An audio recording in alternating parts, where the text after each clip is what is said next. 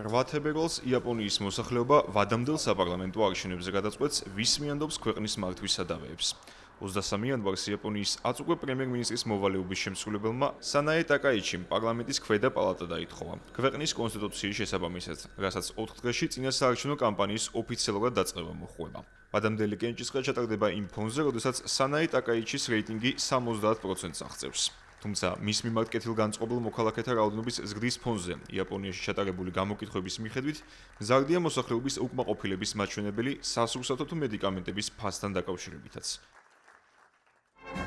გეოპოლიტიკური ძვრებისა და ჩინეთსა თუ ჩრდილოეთ კორეასთან პერიოდული დაძაბულობის ფონზე იაპონია აპირებს განსაკუთრებული ყურადღება მიაქციოს თავდაცვისა და უსაფრთხოების სფეროებს, რის გამოც ქვეყნის ხელისუფლებას ეკონომიკური პრიორიტეტების გადალაგება უწევს.